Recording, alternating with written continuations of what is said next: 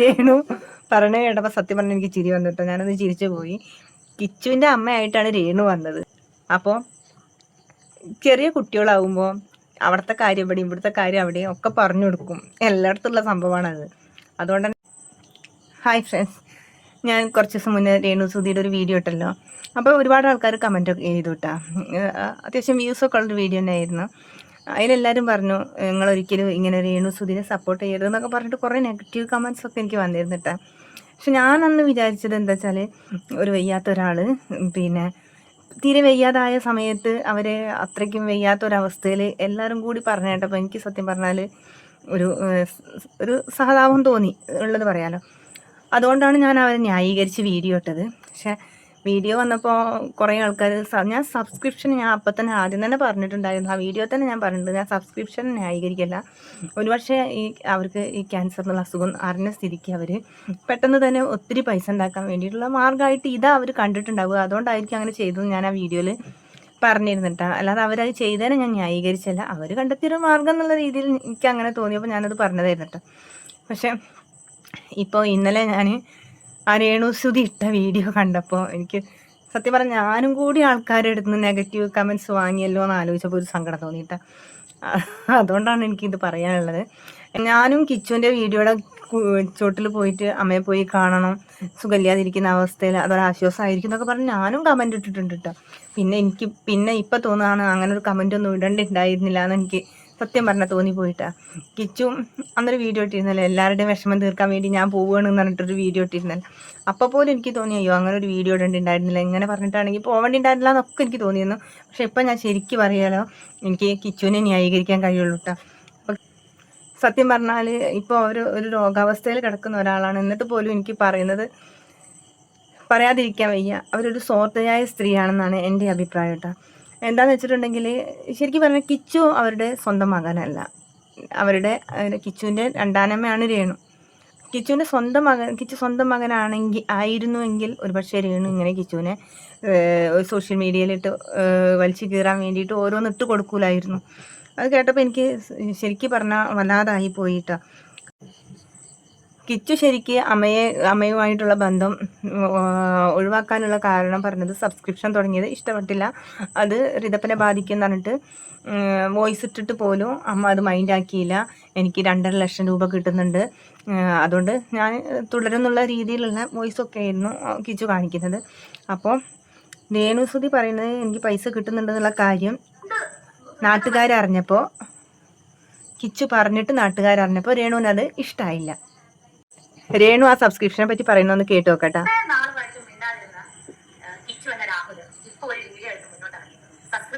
Subscription കൊണ്ടാണ് അമ്മയെ വെറുത്തോ എന്നൊക്കെ പറഞ്ഞു. ഞാൻ ഒരു കാര്യം പറഞ്ഞു, ഞാൻ എന്റെ ജീവിതത്തിൽ എന്ത് തുടങ്ങിയാൽ കിച്ചുവിനെ പരിചയപ്പെട്ടതിനെ തുടർന്ന്, സുചേട്ടൻ മരിച്ചതിനെ തുടർന്ന് എന്ത് തുടങ്ങിയാൽ ഞാൻ കിച്ചുവിനെ അറിയിച്ചുകൊണ്ടാണ് ഞാൻ ചെയ്യുന്നത്. തെളിവുണ്ടെങ്കിൽ ഞാൻ നിങ്ങളെ കാണുന്നത്. കിച്ചു എന്തായാലും എന്റെ ചാറ്റിൽ പുറത്ത് വിട്ടല്ലോ, അപ്പൊ പിന്നെ എനിക്ക് പറയണമല്ലോ, പറയേണ്ട കാര്യങ്ങൾ എനിക്ക് പറയണം. ഞാൻ കിച്ചുവിനോട് പറഞ്ഞ സബ്സ്ക്രിപ്ഷന്റെ ചാറ്റ് മാത്രമേ ഞാൻ കാണിക്കുള്ളൂ. കാരണം എന്നെ പറ്റി അതാണല്ലോ പറഞ്ഞത്, സബ്സ്ക്രിപ്ഷൻ ആണല്ലോ ഇപ്പം മെയിൻ പ്രശ്നമായിട്ട് ഇപ്പം പറഞ്ഞത്. അപ്പൊ ആ സബ്സ്ക്രിപ്ഷന്റെ ചാറ്റ് മാത്രമേ ഞാൻ കാണിക്കാം. ഓക്കെ, ഞാൻ കിച്ചുവിനോട് പറഞ്ഞു ഞാൻ നിങ്ങളെ കാണിക്കാം. കിച്ചു ഞാൻ സബ്സ്ക്രിപ്ഷൻ തുടങ്ങി, അപ്പൊ ഒരു സ്മൈലിയുടെ ചിഹ്നം ഇട്ടപ്പോ കിച്ചു ആഹാ, അപ്പൊ ഞാൻ 500 സബ് കഴിഞ്ഞു കേട്ടോ. തുടങ്ങി അന്നാണ് നിങ്ങൾ ഓർത്തോണം, എന്റെ തുടങ്ങി അന്ന് 500 സബ് കഴിഞ്ഞു കേട്ടോ. അപ്പൊ കിച്ചു എന്താ എന്നോട് പറഞ്ഞ മറുപടി, നിങ്ങൾ മേലെ ഇത് ചെയ്യരുതെന്നല്ല പറഞ്ഞു, നിങ്ങൾ ഇനി ഒരിക്കലും ചെയ്യരുതെന്ന് കിച്ചു അന്ന് എന്നോട് പറയുവായിരുന്നു. മോനെ കിച്ചു അമ്മ സബ്സ്ക്രിപ്ഷൻ തുടങ്ങത്തില്ല, പക്ഷെ മോൻ എന്നാ പറഞ്ഞറിയോ ഉണ്ടെന്ന്. അതിനുശേഷം ഞാൻ പറഞ്ഞ 600 കഴിഞ്ഞു, 150 രൂപയാണ്. അപ്പൊ കിച്ചു പറയാ 150. നിങ്ങൾ കണ്ടോ ഇത് കേട്ടോ.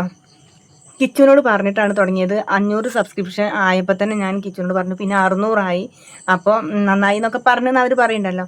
കിച്ചു അന്ന് പറഞ്ഞത് അന്ന് തുടങ്ങി അന്ന് തന്നെ 500 സബ്സ്ക്രൈബേഴ്സ് ആയത്ര. അപ്പോൾ അന്ന് ആയ സമയത്ത് ആദ്യം അവരിട്ടിരുന്നത് റീൽസ് അത്ര. ഞാനിത് കണ്ടിട്ടില്ല കേട്ടോ, ഞാൻ ഈ വീഡിയോ കണ്ടപ്പോൾ അറിഞ്ഞത്. പിന്നെ ആദ്യം സാധാരണ അവർ റീൽസ് ഇടുന്നതാണ്. അപ്പോൾ ഈ റീൽസ് ഇടുന്നതുകൊണ്ട് തന്നെ അവരുടെ വീഡിയോ അങ്ങനത്തെ റീൽസ് കണ്ടപ്പോൾ കിച്ചു അതുപോലുള്ള തന്നെ അയക്കുക ഏതായാലും ഇതുപോലത്തെ ഇങ്ങനെ ഇടണതല്ലേ എന്നുള്ളതിൽ കിച്ചു കുഴപ്പമില്ല നന്നായിട്ടുണ്ട് എന്ന് പറഞ്ഞു. പിന്നെയാണ് അവർ എക്സ്ക്ലൂസീവായിട്ടുള്ള അങ്ങനത്തെ വീഡിയോസ് ഇടാൻ തുടങ്ങിയത്. അപ്പോഴാണ് കിച്ചു ഇതിടരുതെന്ന് പറഞ്ഞ് കിച്ചുവിനെ ബാധിക്കുന്നുണ്ടെന്ന് എങ്ങനെ പറയുക വിചാരിച്ചിട്ടായിരിക്കാം കിച്ചു ഇത് ഋതപ്പനെ ബാധിക്കും, അതാകുമ്പോൾ സ്വന്തം മകനല്ലേ അങ്ങനെ വിചാരിച്ചിട്ടാണ്. അല്ലാതെ കിച്ചു പറഞ്ഞാലും ചെയ്യില്ല എന്നുള്ളത് കിച്ചുവിന് അറിയണത്, അതുകൊണ്ടായിരിക്കും കിച്ചു ഋതപ്പനെ ബാധിക്കും അമ്മ ഇത് നിർത്തുമെന്ന് പറഞ്ഞിട്ടുണ്ടാവുക. അപ്പോൾ രേണു ഇല്ല എനിക്കതിന് കാശിട്ടുണ്ട് 2 ലക്ഷം കിട്ടിയായിരുന്നു, അത്രയും എമൗണ്ട് കിട്ടിയെന്ന് പുറം ലോകത്തുള്ളവർ അറിഞ്ഞതാണ് കിച്ചുവിനിപ്പോൾ രേണുവിനിപ്പോൾ മെയിനായിട്ടുള്ള പ്രശ്നം എന്നാണ് എനിക്ക് തോന്നുന്നത്. ആ ഒരു സംഭവം പറഞ്ഞത് കൂടിയിട്ടാണ് ഇപ്പോൾ രേണു കിച്ചുവിനെ ആകെ എല്ലാവരുടെയും മുന്നിൽ ഇങ്ങനെ നാണം കെടുത്താൻ വേണ്ടിയിട്ടാണ് ഇപ്പോൾ ഇങ്ങനൊരു വീഡിയോ ഇട്ട് രേണുസുതി വന്നിട്ടുള്ളത്. ഇപ്പോൾ കിച്ചു നിർത്താൻ പറഞ്ഞാൽ തന്നെ രേണു നിർത്തുമോ? പ്രത്യേകിച്ചും ക്യാഷ് കിട്ടി തുടങ്ങിയ സ്ഥിതിക്ക് ഒരിക്കലും നിർത്തൂല. പിന്നെ എന്തിനാ വെറുതെ അതും കൂടി കിച്ചുവിൻ്റെ പേരിൽ ഇട്ട് കൊടുക്കുക? കിച്ചുവിനെ വിളിക്കുന്നത് നോക്കൂ, രാഹുൽ ദാസ്. എന്നിട്ട് പറയുന്നത് കേട്ടോ, ബാക്കി ഇവിടെ കേൾക്കൂ. നിങ്ങൾ കണ്ടോ ചാറ്റ് കണ്ടോ? നിങ്ങൾ ചാറ്റ് കാണും. ഫുള്ള് കാണാം. എന്റെ ചാറ്റ് കാണിച്ചുകൊണ്ടാണ് ഞാനിത് പുറത്ത് വിട്ടത് കേട്ടോ, അല്ലെങ്കിൽ ഞാൻ ഒരിക്കലും വിടത്തില്ലായിരുന്നു മോനെ. കിച്ചു ഞാൻ തമ്മിലുള്ള ചാറ്റാണ്, സബ്സ്ക്രിപ്ഷന്റെ ഭാഗക്കാരിയാണ്. അപ്പൊ എന്റെ പൊന്നു കുഞ്ഞു മോനെ കിച്ചു, നീ സമ്മതിച്ചുകൊണ്ടാണ് അമ്മ ഇത് ചെയ്തത്. പിന്നെ മോൻ ഗുഡെന്ന് പറഞ്ഞുകൊണ്ടാണ് മോൻ അന്ന് എന്നോട് പറയാനേ അമ്മേ അത് വേണ്ട അപ്പൊ നിർത്തുമായിരുന്നു. അമ്മ ചെയ്യത്തില്ലായിരുന്നു മോനെ. മോൻ ഗുഡ് നന്നായി എന്ന് പറഞ്ഞുകൊണ്ട് മാത്രമാണ് ഞാനത് ചെയ്തത്. പിന്നെ നാസിന്റെ വീഡിയോ നിങ്ങൾക്കറിയാം, ലൈവ് വീഡിയോ വന്നപ്പോൾ കിച്ചു എന്നോട് കിച്ചുവിന് നാണക്കേടുകൊണ്ട് പുറത്തിറങ്ങാൻ പറ്റാത്ത സ്ഥിതി ആയതുകൊണ്ടാണ് കിച്ചു ഇത് നിർത്താൻ പറഞ്ഞത്. അപ്പോഴാണ് കിച്ചു എന്നോട് ഇത് സംസാരിക്കുന്നത്. അത്രയും നാളുമായിട്ട് കിച്ചു എന്നോട് ഇത് സംസാരിച്ചിട്ടില്ലായിരുന്നു. അങ്ങനെ സംസാരിച്ചപ്പോൾ ഞാൻ എന്താ പറഞ്ഞത്, കിച്ചു എത്രയോ പേര് ഓരോന്ന് ചെയ്യുന്നു, അവർക്കൊന്നും ഇല്ലാത്ത പ്രശ്നമാണ് എനിക്ക് പൈസ കിട്ടുന്നുണ്ടല്ലോ കിച്ചു, 2 ലക്ഷം രൂപ കിട്ടുന്നുണ്ടല്ലോ, അന്നത്തെ കാര്യം കേട്ടോ, നിങ്ങൾക്ക് കിട്ടുന്നുണ്ടല്ലോ കിച്ചു. അതാണ് ഞാൻ പറഞ്ഞ കാര്യം. അത് കിച്ചു പുറത്തു വിടേണ്ട കാര്യമുണ്ടായിരുന്നു. അതുകൊണ്ടല്ലേ അമ്മ ഈ ചാറ്റ് പുറത്തു വിട്ടത്. പിന്നെ അമ്മയ്ക്ക് അത്രയും പൈസ കിട്ടിയത് അറിയരുത്. നിങ്ങൾ എന്നെ പറ്റി കുറ്റം പറയാൻ ഇനിയിപ്പോ ഒരുപാട് ബ്ലോഗേഴ്സ് കിച്ചുവിനെ ഇപ്പം നിയന്ത്രിക്കുന്ന ഒരു സ്ത്രീ ഉണ്ടെന്ന് എനിക്കറിയാം. അവർക്ക് ഒന്നും അറിയുന്നില്ല. ഒന്നും അറിയാതെ എന്റെ മെച്ചത്ത് കയറാൻ വരരുത്. മനസ്സിലായല്ലോ? ശരിക്കും ഒരു 2ാം നയമാണ് കേട്ടോ രേണുവിൻ്റെ അടുത്തുള്ളത്. അല്ലെങ്കിൽ ഒരിക്കലും കിച്ചു സ്വന്തം മകനാണെങ്കിൽ കിച്ചുവിനെ പറ്റി ഇങ്ങനെയൊന്നും പറയില്ലായിരുന്നു. നമ്മളൊരു പ്രായം കഴിഞ്ഞിട്ടുണ്ടെങ്കിൽ മക്കൾ തന്നോളം പോന്നാൽ ഒരു പക്ഷേ മക്കൾ പറഞ്ഞതനുസരിച്ചിട്ടാണ് എല്ലാ അമ്മമാരും എല്ലാ പേരൻസും ഒരുവിധം മക്കളനുസരിക്കുന്ന സംഭവം നമുക്കെല്ലാവർക്കും അറിയുന്ന ഒരു കാര്യമാണ്. അപ്പോൾ കിച്ചുവിന് നാണക്കേടാണ്, അതുകൊണ്ടാണ് കിച്ചു പറഞ്ഞത് ഇനി മതി ഇങ്ങനത്തെ വീഡിയോ ഒന്നും ഉണ്ടല്ലേ എന്ന് പറഞ്ഞത്. എന്നിട്ട് പോലും രേണു അത് നിർത്തിയിട്ടില്ല. അപ്പോൾ പിന്നെ കിച്ചു ബന്ധം നിർത്തുകയല്ലാതെ വേറൊരു ഭാഗമില്ല. അപ്പോൾ കിച്ചുവിനെ സപ്പോർട്ട് ചെയ്യാനേ നമുക്ക് പറ്റുള്ളൂ. ഞാനും ഒരമ്മയാണ്. എന്നിട്ടിപ്പോൾ ഈ സബ്സ്ക്രിപ്ഷൻ തുടങ്ങിയത് പോലും കിച്ചു പറഞ്ഞിട്ടാണ് എന്നുള്ള നിലയിലാണ് ഇപ്പോൾ ഇവർ പറഞ്ഞു വരുന്നത്. ഇതൊക്കെ കണ്ടിട്ടുണ്ടെങ്കിൽ ശരി, അവരാണെങ്കിൽ ഒരുപാട് പ്രാവശ്യം ക്യാൻസർ രോഗി ഇങ്ങനെ ക്യാൻസർ നമ്മളിനി ക്യാൻസർ ഇല്ല എന്ന് കരുതിയാലോ എന്ന് വിചാരിച്ചിട്ടാണ് തോന്നുന്നത്. ഒരുപാട് പ്രാവശ്യം ക്യാൻസർ രോഗിയാണ്. ഈ വീഡിയോ കണ്ടാൽ തന്നെ അറിയാം എത്ര പ്രാവശ്യം അവർ അതിങ്ങനെ എടുത്ത് പറയുന്നത്. ശരിക്കും ആത്മാർത്ഥമായും പ്രാർത്ഥിക്കുന്നുണ്ട് ഞാൻ അവരുടെ ഈ അസുഖം മാറി വരട്ടെ എന്ന്. കാരണം ഋതപ്പൻ കുഞ്ഞാണ്, അവൻ നോക്കാൻ അവൻ്റെ അമ്മ മാത്രമേ ഉള്ളൂ, അച്ഛനില്ല. അതൊക്കെ ശരിയാണ്. പക്ഷേ അവർ അത്രയും വയ്യാതെ കിടക്കുന്നുണ്ടിട്ട് അന്നൊരു സങ്കടമായിട്ട് ഞാൻ അങ്ങനെ ഒരു വീഡിയോ ഇട്ട്. ഇപ്പോൾ അവർ എന്താ പറയുക, ഇത്രയും പൊട്ടിത്തെറിച്ചിട്ട് ഇങ്ങനൊരു വീഡിയോ ഇട്ടപ്പോൾ നമുക്ക് വല്ലാത്തൊരു ഇതാണ് തോന്നിയത്. പിന്നെ അവർ പറയുന്ന കാര്യം, അവർ നിയമപരമായിട്ടാണ് സബ്സ്ക്രിപ്ഷൻ ചാനൽ തുടങ്ങിയത്. എന്നാൽ രാഹുൽ ദാസിൻ്റെ പേരിൽ കുറച്ച് കേസുകളോ കാര്യങ്ങളോ ഒക്കെ ഉണ്ട്. അപ്പോൾ അത് നിയമപരമല്ല. അപ്പോൾ നിയമപരമല്ലാത്ത കേസുകൾ എന്ന് പറഞ്ഞിട്ടുണ്ടെങ്കിൽ ഈ ലഹരിയുടെ കഞ്ചാവിൻ്റെ അങ്ങനെയുള്ള കേസുകളൊക്കെയാണല്ലോ. അങ്ങനെ വല്ല പ്രായത്തിലോ എന്താ പറയുക കിച്ചുവിനിപ്പോൾ വളർത്തിയത് അങ്ങനെ പറയുകയാണെങ്കിൽ അതിൻ്റെ ഉത്തരവാദിനെ ശരിക്കും പറഞ്ഞാൽ നമുക്ക് രേണുവിനായിട്ട് പറയാം. കാരണം കിച്ചുവിന് ഒരു 11 വയസ്സ് മുതൽ രേണു ആണ് വളർത്തിയതെന്നാണല്ലോ പറഞ്ഞത്. അപ്പോൾ ആ പ്രായം മുതൽ നേരെ വളർത്താത്തതുകൊണ്ടായിരിക്കും കിച്ചു അങ്ങനെ വല്ല കേസുകളിലൊക്കെ പെട്ടിട്ട് പോലീസ് സ്റ്റേഷനിലും ഒക്കെ കയറി ഇറങ്ങിയിട്ടുണ്ടാവുക. അപ്പോൾ അത് പറയാതെ പറഞ്ഞിട്ട് എല്ലാവരും അറിയിക്കുകയല്ലേ ചെയ്യുന്നത്. നിയമപരമല്ലാത്ത മാർഗത്തിൽ സഞ്ചരിച്ചുകൊണ്ട് പോലീസ് സ്റ്റേഷനിലൊക്കെ കയറി ഇറങ്ങേണ്ടതെന്ന് അതിനൊക്കെ ഞാനേ ഉണ്ടായിരുന്നുള്ളൂ, ഈ ചേച്ചിയും പിന്നെ അളിയനൊക്കെ ഉണ്ടായിരുന്നുള്ളൂ. അങ്ങനെയുള്ള കാര്യങ്ങളൊന്നും പുറത്ത് വിടിപ്പിക്കരുതെന്നൊക്കെ പറഞ്ഞ് ഭീഷണിപ്പെടുത്തുകയാണല്ലോ ചെയ്യുന്നത്. അപ്പോൾ സ്വന്തം മോനാണെങ്കിൽ ഇങ്ങനെ രേണു ചെയ്യുമായിരുന്നോ? ഒരമ്മ ഇതിന് ഇങ്ങനെയാണോ പറയുക? അല്ലെങ്കിൽ ഇങ്ങനെ ഒരു അവസ്ഥയിലേക്ക് മക്കളെ എത്തിക്കോ? ഇല്ലല്ലോ. അതാ ഞാൻ പറഞ്ഞത്, രേണുവിന് രണ്ടാനമ്മ നന്നായിട്ടുണ്ട് കേട്ടാ. ആ പയ്യൻ്റെ ഭാവി തകർക്കാൻ വേണ്ടിയിട്ടല്ലേ ഇപ്പോൾ ആ കാര്യം ഇവിടെ എടുത്തിട്ടത്. ഇനി ഇതിനെ കിച്ചു പ്രതികരിക്കാതിരിക്കുന്നതാണ് നല്ലത്. ഇത് അങ്ങോട്ടും ഇങ്ങോട്ടും പറഞ്ഞാൽ നമ്മുടെ KK ഫാമിലിയുടെ പോലെ വല്ലാതെ ചളിവാരി എറിയുന്ന പോലെയാവും. തൽക്കാലം മിണ്ടാതിരിക്കായിരിക്കും നല്ലത്. കാരണം അത്രയും വയ്യാത്തൊരു സ്ഥിതിയായിട്ട് പോലും അവരിങ്ങനെയൊക്കെയല്ലേ വീഡിയോ ഇടുന്നത്. അപ്പോൾ തൽക്കാലം മിണ്ടാതിരിക്കുന്നതാണ് കിച്ചുവിന് നല്ലത്. പക്ഷേ ഇനിയിപ്പോൾ കിച്ചുവിന് വലിയ പേടിയൊന്നും ഉണ്ടാവില്ല. കാരണം പറയാതെ പറഞ്ഞു, എല്ലാവരും അറിഞ്ഞു. ഒന്ന് മുങ്ങുമ്പോഴേ കുളിരുള്ളൂ. അതുകൊണ്ട് ഇനി അറിഞ്ഞാലും കുഴപ്പമില്ല എന്നുള്ള ചിന്താഗതിയായിട്ട് മാറും. ആർക്കായാലും മാറും. ഏതൊരു വ്യക്തിക്കായാലും അങ്ങനെ ആദ്യം ആൾക്കാർ അറിയുമ്പോൾ അറിയുന്നതിന് മുന്നേ ഒരു നാണക്കേടുണ്ടാവും. പക്ഷെ ഇങ്ങനെ പറഞ്ഞപ്പോൾ തന്നെ കിച്ചുവിൻ്റെ ഭാവിനെ ബാധിക്കുന്ന കാര്യമാണ്. അതെന്നെ കൊണ്ട് പറയിപ്പിക്കരുത് കിച്ചു, എന്നെക്കൊണ്ട് പറയിപ്പിക്കരുത് കിച്ചു വെച്ചിട്ടാണ് ഞാൻ പറയുന്നത്. നമുക്ക് കേട്ടോക്കാം. അപ്പൊ ഞാൻ 500 സബ് കഴിഞ്ഞു കേട്ടോ. തുടങ്ങി അന്നാണ് നിങ്ങൾ ഓർത്തോണം. എന്റെ തുടങ്ങി അന്ന് 500 സബ് കഴിഞ്ഞു കേട്ടോ. അപ്പൊ കിച്ചു എന്താ എന്നോട് പറഞ്ഞ മറുപടി, നിങ്ങൾ മേലെ ഇത് ചെയ്യരുതെന്നല്ല പറഞ്ഞു. നിങ്ങൾ ഈ ഒരിക്കലും ചെയ്യരുതെന്ന് കിച്ചു അന്ന് എന്നോട് പറയുമായിരുന്നെങ്കിൽ മോനെ കിച്ചു അമ്മ സബ്സ്ക്രിപ്ഷൻ തുടങ്ങത്തില്ല. പക്ഷെ മോൻ എന്നാ പറഞ്ഞതറിയോ, ഉത്തരം. അതിനുശേഷം ഞാൻ പറഞ്ഞ 600 കഴിഞ്ഞു, 150 രൂപയാണ്. അപ്പൊ കിച്ചു പറയാട്ടാ 150. നിങ്ങൾ കണ്ടോ ചാറ്റ് കണ്ടോ? നിങ്ങൾ ചാറ്റ് കാണും. കിച്ചു സാർ ഫുള്ള് കാണാവുന്നത്. കിച്ചു ഞാൻ തമ്മിലുള്ള ചാറ്റാണ്, സബ്സ്ക്രിപ്ഷന്റെ കാര്യമാണ്. അപ്പൊ എന്റെ പൊന്നു കുഞ്ഞു മോനെ കിച്ചു, നീ സമ്മതിച്ചുകൊണ്ടാണ് അമ്മ ഇത് ചെയ്തത്. പിന്നെ മോൻ ഗുട്ടെന്ന് പറഞ്ഞുകൊണ്ടാണ് മോൻ അന്ന് എന്നോട് പറയാതെ അമ്മേ അത് വേണ്ട കേട്ടോ എന്ന് പറയാതെ അമ്മ ഇത് ചെയ്തിട്ടില്ല എന്ന് പറയും. മോൻ ഗുട്ട് നന്നായിട്ട് പറഞ്ഞുകൊണ്ട് മാത്രമാണ് ഞാനത് ചെയ്തത്. പിന്നെ നാക്കിന്റെ വീഡിയോ നിങ്ങൾക്കറിയാം, ലൈവ് വീഡിയോ വന്നപ്പോൾ കിച്ചു എന്നോട് സംസാരിച്ചു. അപ്പോഴാണ് കിച്ചു എന്നോട് ഇത് സംസാരിക്കുന്നത്. അത്രയും നാളുമായിട്ട് കിച്ചു എന്നോട് ഇത് സംസാരിച്ചിട്ടില്ലായിരുന്നു. അങ്ങനെ സംസാരിച്ചപ്പം ഞാൻ എന്താ പറഞ്ഞത്, കിച്ചു എത്രയോ പേര് ഓരോന്ന് ചെയ്യുന്നു, അവർക്കൊന്നും ഇല്ലാത്ത പ്രശ്നമാണ് എനിക്ക് പൈസ കിട്ടുന്നുണ്ടല്ലോ കിച്ചു, 2 ലക്ഷം രൂപ കിട്ടുന്നുണ്ടല്ലോ, അന്നത്തെ കാര്യം കേട്ടോ, നിങ്ങൾക്ക് കിട്ടുന്നുണ്ടല്ലോ കിച്ചു. ഇനി മരിച്ചാൽ പോലും കൂടി ഒന്നും ചെയ്യണ്ടെന്നാണ് രേണു പറയുന്നത്. മനസ്സിലായല്ലോ? ഒന്നും അറിയാതെ എന്റെ മെച്ചത്തിൽ ദേവി ഞാൻ ക്യാൻസർ രോഗിയാണ്. ഇനിയെങ്കിലും കിച്ചു, ഇനിയെങ്കിലും ഈ അമ്മേനെ വെറുതെ നീ എന്നെ നോക്കണ്ട, നീ എനിക്ക് ഗുണം ചെയ്യണ്ട, നീ എന്നെ അമ്മയെന്ന് വിളിക്കണ്ട, ദയവേ ഒന്നും എന്നെ നീ വിളിക്കണ്ട. എനിക്ക് എന്നെ ദ്രോഹിക്കാതിരുന്നൂടെ നിനക്ക്? ഞാൻ ക്യാൻസർ വന്ന് ഞാൻ മരിച്ചാൽ പോലും എനിക്ക് നീ ഒന്നും ചെയ്യണ്ട. എന്റെ ഋതപ്പൻ, എന്റെ കുഞ്ഞ്, ഞാൻ പ്രസവിച്ച എന്റെ ഒരേ ഒരു കുഞ്ഞ്, നിന്നെ ഞാൻ ആ ഋതപ്പനേക്കാൾ കൂടുതൽ ഞാൻ സ്നേഹിച്ചു. നിന്നെ ഞാൻ ഋതപ്പനേക്കാൾ കൂടുതൽ ഞാൻ നിനക്ക് എന്റെ സബ്സ്ക്രിപ്ഷൻ കിട്ടിയ പൈസ വരെ ഞാൻ നിനക്ക് തന്നു. ഒരുപാട് പൈസ ഞാൻ ഉറക്കമടച്ച്, ഞാൻ ആത്മഹത്യ ചെയ്തത് ഞാൻ ഉറക്കമടച്ചിട്ട് ക്യാൻസർ രോഗമായിട്ട് ഞാൻ മല്ലിടുവാണ്. എനിക്ക് എന്റെ ഋതപ്പന് വേണ്ടിയിട്ട് ജീവിച്ചേ പറ്റത്തുള്ളൂ. എന്നെ വെറുതെ വിളിച്ചു കിച്ചു, എന്നെ വെറുതെ വിളിച്ചു. പിന്നെ നമുക്ക് രണ്ടുപേർക്ക് അറിയുന്ന പല കാര്യങ്ങളും അല്ലെ കിച്ചു, ഫ്യൂച്ചർ വരെ ബാധിക്കുന്ന കാര്യങ്ങളും അതെന്നെ കൊണ്ട് പറയിപ്പിക്കരുത്. എന്റെ കുഞ്ഞ് നിന്നെ ചേർത്തായിട്ട് കണ്ടുപോയി, ഇനി എന്നെ കൊണ്ടൊന്നും പറയിപ്പിക്കരുത്. രാഹുൽ ദാസിനെ പറ്റി എന്നെ പറ്റി പറയുന്നല്ലോ സബ്സ്ക്രിപ്ഷൻ, ഞാൻ സബ്സ്ക്രിപ്ഷൻ അല്ലേ തുടങ്ങുന്നത് നിയമപരമായിട്ട്, നിയമവിരുദ്ധമായിട്ട് ഞാനൊന്നും ചെയ്തിട്ടില്ലല്ലോ.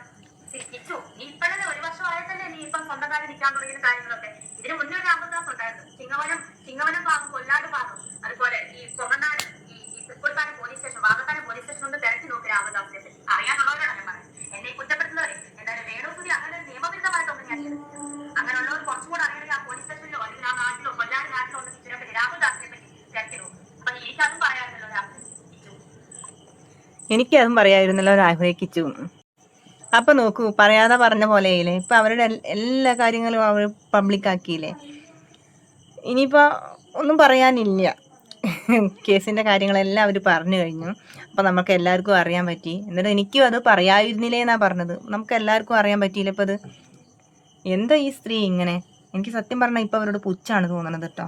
ഇതിൻ്റെ തുടക്കം വരുന്നത് രേണു തന്നെയാണ് പറഞ്ഞത്, കിച്ചു കാണാൻ വന്നിട്ടില്ല, 11 വയസ്സ് മുതൽ വളർത്തിയൊരു കുട്ടിയുണ്ട്, അത് കാണാൻ വന്നിട്ടില്ല എന്ന് പറഞ്ഞു. അതിൻ്റെ ഭാഗമായിട്ട് കിച്ചു ആൾക്കാരൊക്കെ ചോദിക്കാൻ തുടങ്ങിയപ്പോൾ മറുപടി ഇട്ടു. അങ്ങനെയാണ് ഈ സബ്സ്ക്രിപ്ഷൻ കാണണം, എനിക്ക് അത് പറ്റില്ല, നിർത്താൻ പറഞ്ഞിട്ട് ആ കാരണമാണ് ബന്ധം നിർത്തിയത് പറഞ്ഞിട്ട് കിച്ചു മറുപടി ഇട്ട്. ആ കാര്യം പറഞ്ഞപ്പോൾ അവർക്ക് ദേഷ്യം വന്നു. അതാണ് ഉണ്ടായത്. ഈ വീഡിയോ ഇടുമ്പോൾ ഒരുപക്ഷെ ഇവർ വിചാരിച്ചിട്ടുണ്ടാവും എല്ലാവരും അവർ ക്യാൻസർ പേഷ്യൻ്റ് ആയതുകൊണ്ട് തന്നെ രേണു സുധിയുടെ ഭാഗത്താവും എല്ലാവരും നിൽക്കുകയെന്ന്. പക്ഷേ കിച്ചു അങ്ങനെ വല്ല കേസിലോ കാര്യങ്ങളിലോ എന്തെങ്കിലും പെട്ടിട്ടുണ്ടെങ്കിൽ തന്നെ അത് ഇവരുടെയൊക്കെ വളർത്തുദോഷം തന്നെ അല്ലേ. അപ്പോഴും ചളി വാരി തേക്കുന്നത് ഇവർ സ്വയം ചളി വാരി തേക്കുകയാണ് സംഭവം. അവർ അതൊക്കെ പുറത്ത് പറഞ്ഞിട്ട്, അതാണ് ഇപ്പോൾ ഉണ്ടായത്.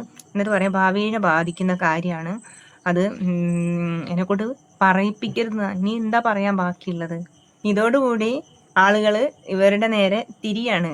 ഇപ്പോൾ ഇങ്ങനൊരു അസുഖമൊക്കെ വന്ന കാരണം കുറച്ചൊക്കെ ആൾക്കാർ സഹതാപത്തിൻ്റെ പേരിൽ അയ്യോ മാറട്ടെ എന്നൊക്കെ പ്രാർത്ഥിച്ച് ഞാനടക്കം അവർക്ക് വേണ്ടി പ്രാർത്ഥിക്കാൻ തുടങ്ങിയിരുന്നു.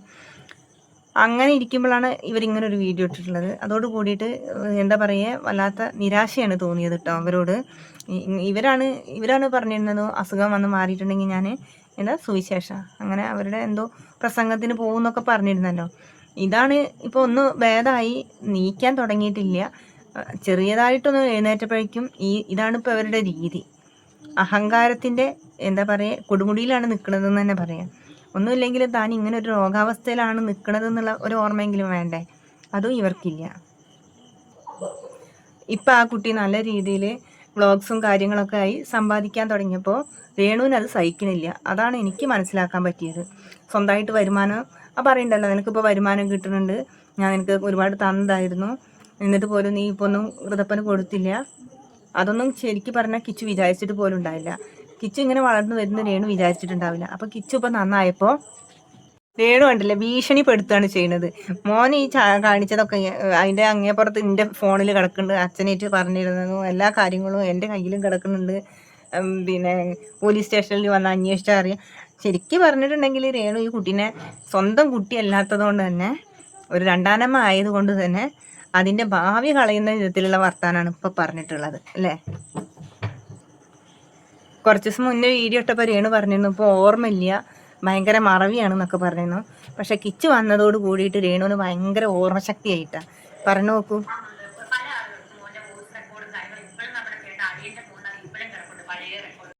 മോൻ ഈ കാണിച്ച അമ്മയുടെ ചാറ്റ് പുറത്തു വിട്ട പോലത്തെ അങ്ങനത്തെ ഒരു മനസ്സുള്ളവരാണ് ഞങ്ങളൊക്കെ അതും പുറത്തു വിടുന്ന പോലെ. ഞങ്ങളൊന്നും ചെയ്യുന്നില്ലല്ലോ, എന്നിട്ട് ഇനി എങ്കിലും എന്നെ വെറുതെ വിടാൻ വരും. ഞങ്ങൾ ക്യാൻസർ പേഷ്യന്റ്, ഇനി എങ്കിലും എന്നെ ഒന്ന് വെറുതെ വിടാൻ വരും. 11 വയസ്സിലെ സുധിച്ചേട്ടൻ അന്ന് ക്ലാസ്സിൽ വെച്ച് എന്നെ ഏൽപ്പിച്ചപ്പോൾ ആരുമില്ലായിരുന്നു മോനെ. മോനോ കാശ് അച്ഛനോട് വഴക്ക് പിടിച്ച് കൊല്ലത്ത് കോട്ടയം പറഞ്ഞ് ഫോൺ വിളിച്ച് ഓർക്കുന്നു. എന്നവരെന്തോ പറഞ്ഞ പോലെ കൊണ്ട് വരണ്ട, അവിടെ അച്ഛൻ്റെ അമ്മയുടെ കൂടെ നിന്നാൽ മതി. ഇതൊക്കെ മോനെ എനിക്ക് ഓർമ്മയുണ്ട്. പക്ഷെ മോൻ അതൊന്നും ഓർമ്മ കാണും. അപ്പത്തെ ഘട്ടങ്ങളിൽ പോലും ഞാനുമില്ലായിരുന്നു. ഈ അമ്മയെ ഇതിന്റെ കുറ്റം പറഞ്ഞിട്ട് അറിയാനും ചെയ്ത് അമ്മയുടെ ചാറ്റ് പുറത്തു വിട്ട പോലത്തെ അങ്ങനത്തെ ഒരു മനസ്സുള്ളവരാണ് ഞങ്ങളൊക്കെ അതും പുറത്തു വിടുന്നില്ല പോലെ. ഞങ്ങളതൊന്നും ചെയ്യുന്നില്ലല്ലോ, എന്നിട്ട് ഇനി എങ്കിലും എന്നെ വെറുതെ വിടാൻ വരും. ഞങ്ങൾ ക്യാൻസർ പേഷ്യന്റ് അല്ലേ, ഇനി എങ്കിലും എന്നെ ഒന്ന് വെറുതെ വിടാൻ വരും. 11 വയസ്സിലെ സുധിച്ചേട്ടൻ അന്ന് ക്ലാസ്സിൽ വെച്ച് എന്നെ ഏൽപ്പിച്ചപ്പോൾ ആരുമില്ലായിരുന്നു മോനെ. മോനോ കാശ് അച്ഛനോട് വഴക്ക് പിടിച്ച് കൊല്ലത്ത് കോട്ടയം പറഞ്ഞ് ഫോൺ വിളിച്ച് ഓർക്കുന്നുണ്ടോ, അമ്മയുടെ കൂടെ നിന്നാൽ മതി. ഇതൊക്കെ മോനെ എനിക്ക് ഓർമ്മയുണ്ട്. അപ്പത്തെ ഘട്ടങ്ങളിൽ പോലും ഞാനുമില്ലായിരുന്നു. ഈ അമ്മയെ ഈ കുറ്റം പറഞ്ഞിട്ട് ആരെയും ചേച്ചിയൊക്കെ ഉള്ളായിരുന്നു. ഓരോ കുറ്റത്തിന് പോലീസ് സ്റ്റേഷൻ വരെ കയറി ഇറങ്ങി ഞാനായിരുന്നു. വേറെ ആരും ഇപ്പൊ നിന്നെ ഈ കൊണ്ടു നടക്കുന്നത് ആരുമില്ലായിരുന്നല്ലോ. ഇനി എന്നെ കൊണ്ട് പറയിപ്പിക്കരുത്. ഇനി ഇതിൽ കൂടുതൽ എനിക്ക് ഒന്നും പറയാനില്ല. ഇനി എന്നെ വെറുതെ വിടുക. ഇത് നിന്നെ പറ്റിയുള്ള ലാസ്റ്റ് വീഡിയോ ആയിരിക്കും. ഇതൊക്കെ ലാസ്റ്റ് വീഡിയോ ആയിരിക്കണം. നിന്നെ പറ്റി, ഈ രാഹുൽ ദാസിനെ പറ്റിയുള്ള കിച്ചുവിനെ പറ്റിയുള്ള ലാസ്റ്റ് വീഡിയോ ആയിരിക്കണം ഇതിന്റെ. ഇനി എന്നെ കൊണ്ട് വീഡിയോ എടുപ്പിക്കരുത്. എനിക്ക് വയ്യ, ഞാനൊരു ക്യാൻസർ പേഷ്യന്റ് ആണ്. രേണു പറഞ്ഞ കേട്ടപ്പോൾ സത്യം പറഞ്ഞാൽ എനിക്ക് ചിരി വന്നിട്ടോ. ഞാനത് ചിരിച്ചു പോയി. കിച്ചുവിൻ്റെ അമ്മയായിട്ടാണ് രേണു വന്നത്, കൊല്ലസുധിയുടെ ഭാര്യയായിട്ട് അല്ലേ. അപ്പോൾ ചെറിയ കുട്ടികളാവുമ്പോൾ അവിടുത്തെ കാര്യം ഇവിടെ, ഇവിടുത്തെ കാര്യം അവിടെ ഒക്കെ പറഞ്ഞു കൊടുക്കും. എല്ലായിടത്തുള്ള സംഭവമാണത്. അതുകൊണ്ട് തന്നെ കിച്ചു കൊല്ലത്തെ കാര്യങ്ങൾ ഇവിടെ വന്ന് പറഞ്ഞു. അത് ചെറിയ കുട്ടികൾ പറയാൻ പാടില്ല എന്ന് ഉണ്ടാവാത്തതുകൊണ്ടാണ്, അല്ലാണ്ടൊന്നുമല്ല. അപ്പം അതൊന്നും ആ ചെറിയ പ്രായത്തിൽ പറഞ്ഞിരുന്നൊന്നും ഒരു വലിയ കാര്യമാക്കണ്ട. കാരണം കുട്ടികൾ ചിലപ്പോൾ തെറ്റിദ്ധരിക്കാം, അങ്ങനെയൊക്കെ ഉണ്ടാവും. അതൊന്നും ഇപ്പോൾ എന്തായാലും രേണു നല്ല ഓർമ്മശക്തി ഉണ്ട് കേട്ടോ. കാരണം അന്ന് ആ 11 വയസ്സിലും ഒക്കെ കുട്ടി കൊല്ലത്തുള്ളവർ പെരുമാറിയതും ഒക്കെ വന്ന് പറഞ്ഞെന്നൊക്കെ പറയുമ്പോൾ ഓർത്തിരിക്കണ്ടല്ലോ. അപ്പം നന്നായിട്ട് ഓർമ്മശക്തിയൊക്കെ ഉണ്ട്, അതൊക്കെ ശരിയായിട്ടുണ്ട്. എന്തായാലും രേണു പറയുന്നത് ഇത് കിച്ചുവിനെ പറ്റിയിട്ടുള്ള അവസാനത്തെ വീഡിയോ ആവട്ടെ എന്നാണ്. എന്തായാലും രേണു അങ്ങനെയൊന്നും പറയല്ലേ. കാരണം രേണു തന്നെ പറഞ്ഞു രേണു ഒരു ക്യാൻസർ പേഷ്യൻ്റാണ്, അത്രയും എന്താ പറയുക അങ്ങനത്തെ ഒരു സ്റ്റേജിലാണെന്നൊക്കെ പറഞ്ഞ്. അതുകൊണ്ട് അങ്ങനെയൊന്നും പറയണ്ട. കാരണം കിച്ചുവിനെ പറ്റിയുള്ള ലാസ്റ്റ് വീഡിയോ ആവില്ല എന്ന് രേണുവിനും അറിയാം, നമുക്കും അറിയാം.